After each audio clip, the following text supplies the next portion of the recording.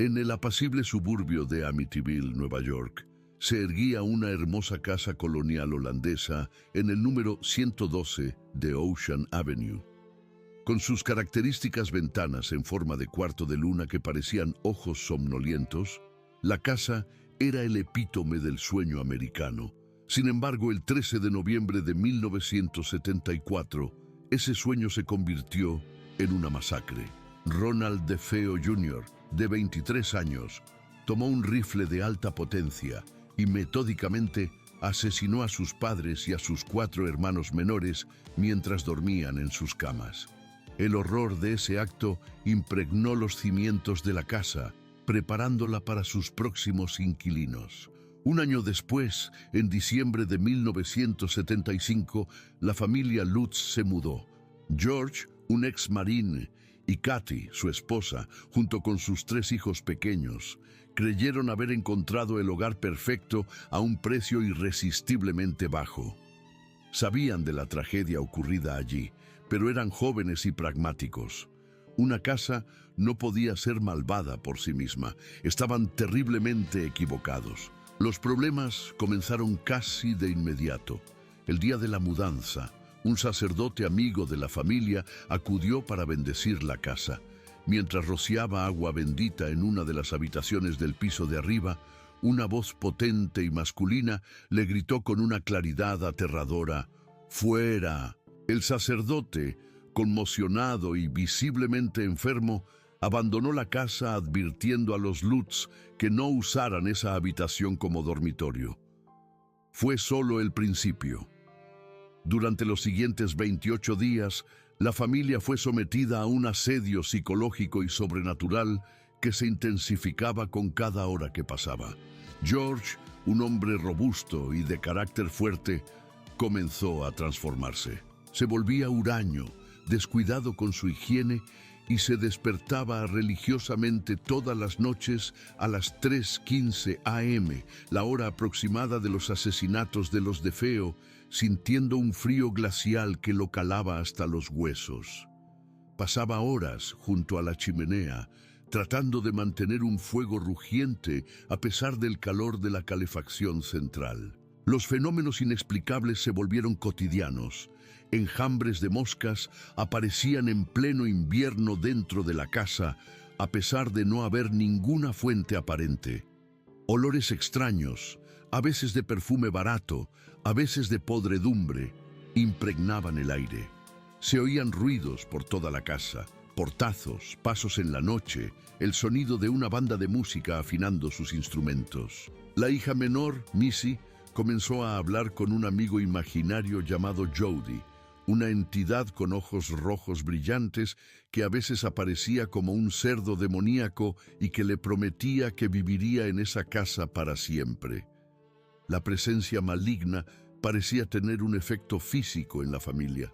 Kathy sufría pesadillas recurrentes sobre los asesinatos. Una noche, levitó varios centímetros sobre su cama mientras dormía. Descubrió marcas rojas y dolorosas en su piel sin explicación alguna. George veía constantemente la imagen de su esposa transformada en una anciana de 90 años. En el sótano, encontraron una pequeña habitación pintada de rojo, oculta tras una estantería que no aparecía en los planos de la casa y que parecía ser el epicentro de la actividad. Los crucifijos que habían colgado en las paredes se encontraron invertidos y ennegrecidos. La última noche fue el clímax del terror. La casa pareció cobrar vida. Se escuchaban golpes violentos contra las paredes, los muebles se movían solos y una fuerza invisible arrancó una puerta de sus goznes. Figuras encapuchadas fueron vistas moviéndose por los pasillos. Aterrorizados y convencidos de que la próxima noche no sobrevivirían, George, Kathy y los niños tomaron solo la ropa que llevaban puesta y huyeron de la casa en medio de la noche, abandonando todas sus posesiones y sin mirar atrás. Nunca más volvieron. Su ordalía de 28 días en el 112 de Ocean Avenue se convertiría en una de las historias de casas encantadas más famosas y aterradoras de todos los tiempos. 2. La jaula de carne. El exorcismo de Anneliese Michel. En la tranquila y devota Baviera de la Alemania de los años 70 vivía una joven llamada Anneliese Michel. Criada en una familia católica estricta, Anneliese era una chica piadosa y sensible. Su vida, sin embargo, tomó un giro oscuro y aterrador en 1968, cuando tenía solo 16 años. Sufrió una convulsión severa y fue diagnosticada con epilepsia del lóbulo temporal. A pesar del tratamiento médico, su condición empeoró, pero los síntomas que desarrollaba trascendían cualquier explicación psiquiátrica o neurológica. Anneliese comenzó a experimentar horribles alucinaciones mientras rezaba. Veía rostros demoníacos, escuchaba voces que le susurraban que estaba maldita y que se pudriría en el infierno. Desarrolló una aversión extrema a los objetos religiosos. El simple acto de tocar un crucifijo le provocaba quemaduras y el agua bendita la hacía gritar como si fuera ácido. Se negaba a entrar en iglesias, afirmando que el suelo le quemaba los pies. Los médicos del hospital psiquiátrico no podían ayudarla. Los medicamentos antipsicóticos no tenían efecto sobre sus peores síntomas. Desesperada, la familia Michel se convenció de que la aflicción de su hija no era médica, sino espiritual. Creían que Anneliese estaba poseída por demonios.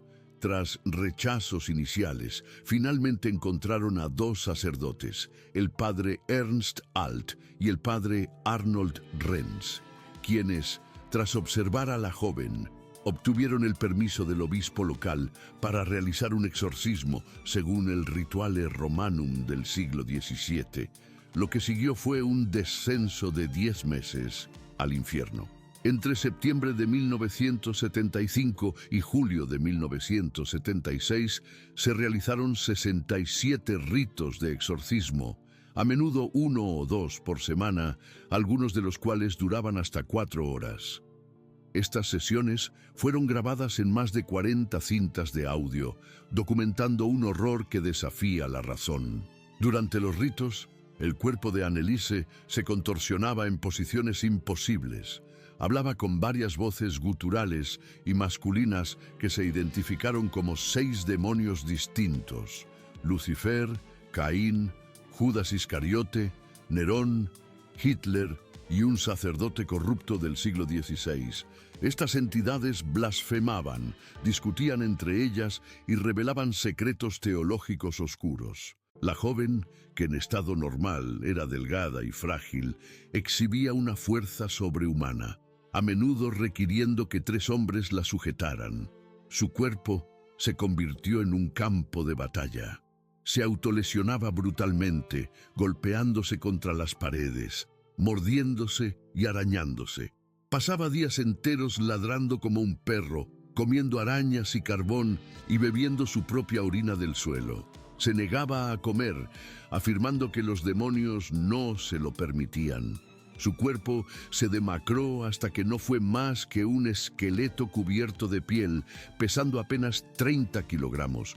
Sus rodillas se rompieron por las 600 genuflexiones obsesivas que realizaba cada día.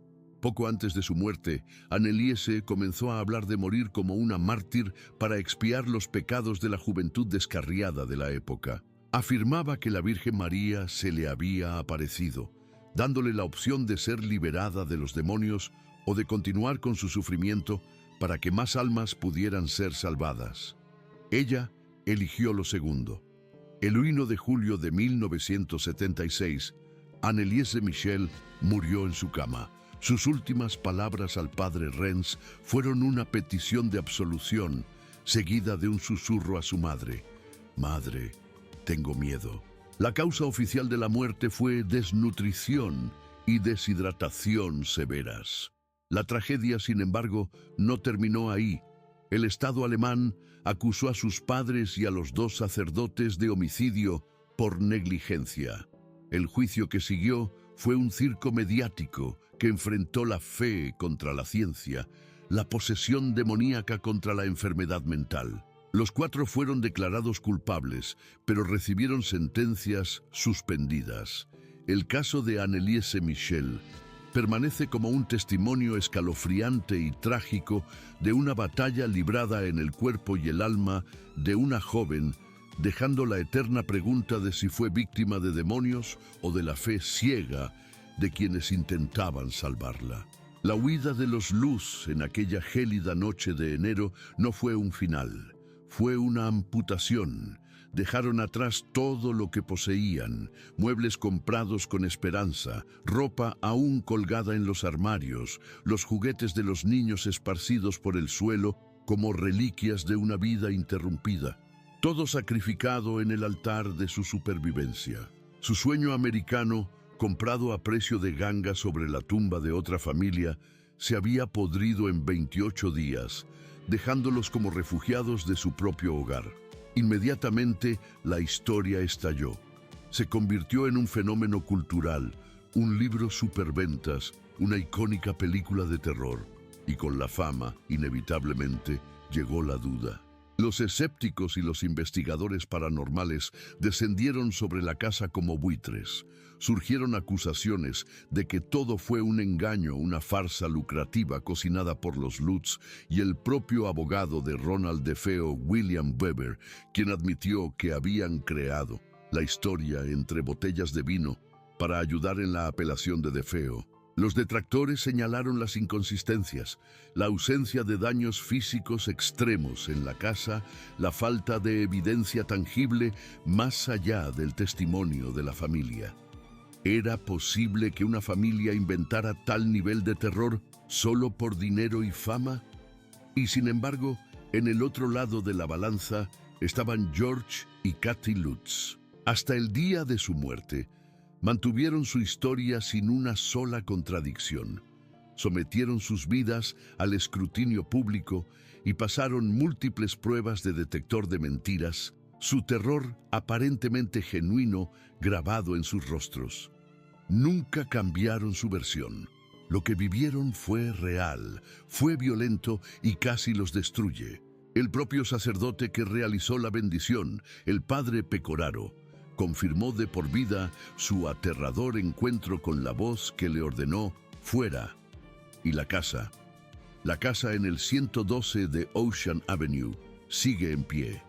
Sus icónicas ventanas en forma de ojo, que tanto la caracterizaron, fueron reemplazadas por ventanas cuadradas estándar. La dirección fue cambiada oficialmente al 108 de Ocean Avenue, en un vano intento de borrar su identidad y alejar a las hordas de curiosos que, año tras año, siguen peregrinando para ver el lugar. Ha tenido otros dueños desde los Lutz. La mayoría ha vivido allí tranquilamente, sin reportar más que crujidos normales de una casa vieja, desestimando la historia como un fraude sensacionalista. Otros, sin embargo, se han mudado en silencio, reportando en voz baja una sensación persistente de incomodidad, de no estar nunca solos, de sentir ese mismo frío antinatural en habitaciones que deberían ser cálidas. Al final, la malignidad de Amityville trasciende la pregunta de engaño o realidad. Se convirtió en el arquetipo de la casa embrujada americana, la advertencia de que la violencia extrema puede dejar una mancha en el tejido mismo de un lugar.